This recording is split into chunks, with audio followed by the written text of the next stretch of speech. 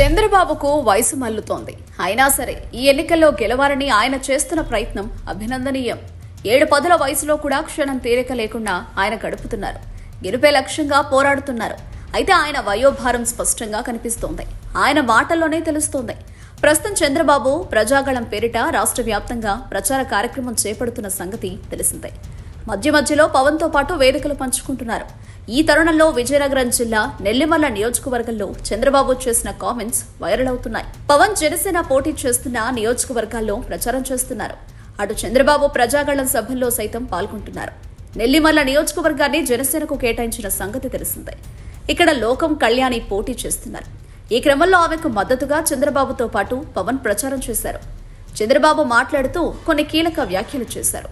ఈ క్రమంలో నెత్తిన రూపాయి పెడితే ఒక పైసాకు కూడా కొరడే వ్యక్తి పవన్ కళ్యాణ్ అంటూ నోరు జారారు.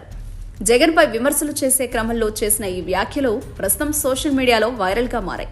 మరోవైపు చంద్రబాబు కరెంటు కోతలపై మాట్లాడేటప్పుడు సభికుల నుంచి లేవు అంటూ సమాధానం రావడం విశేషం. అయితే ఎన్నికల ప్రచారంలో భాగంగా నేతల వ్యాఖ్యలు ఇలా మాట తప్పుతున్నాయి. చాలా మంది నేతలు పొరపాటున నోరు జారుతున్నారు. అయితే ఈ ప్రత్యర్థి పార్టీల సోషల్ మీడియాకు అస్త్రంగా మారుతున్నాయి. ఎన్నికల వేళ ఏ చిన్న పొరపాటు జరిగినా అది అంతిమంగా ప్రత్యర్థికి వరంగా మారుతోంది. కాగా చంద్రబాబు నెల్లిమర్ల సభలో జగన్ తీరుపై విరుచుకుపడ్డారు. ఉత్తరాంధ్రను బొత్స కుటుంబంతో పాటు విజయసాయిరెడ్డి, వైవి సుబ్బారెడ్డి వంతులు వేసుకుని మరీ దోచుకున్నారని ఆరోపించారు. అందుకే రాజధాని అంటూ ఆరాటపడుతున్నారని గుర్తు చేశారు. మరోవైపు పవన్ సైతం తనదైన శైలిలో వైసీపీ ప్రభుత్వంతో పాటు జగన్పై తీవ్ర స్థాయిలో వ్యాఖ్యలు చేశారు. అయితే సభ ఆశాంతం బాగానే జరిగిన చంద్రబాబు టంగ్ స్లిప్ అయ్యారు.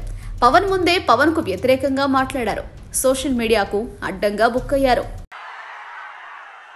కనీసం రూపాయి నెత్తిన పెట్టి ఏలవేస్తే ఒక పైసాకు కూడా కొనని వ్యక్తి Pawan Kalyan. Subscribe to Social TV Telugu for more videos. Hit the bell icon for faster updates.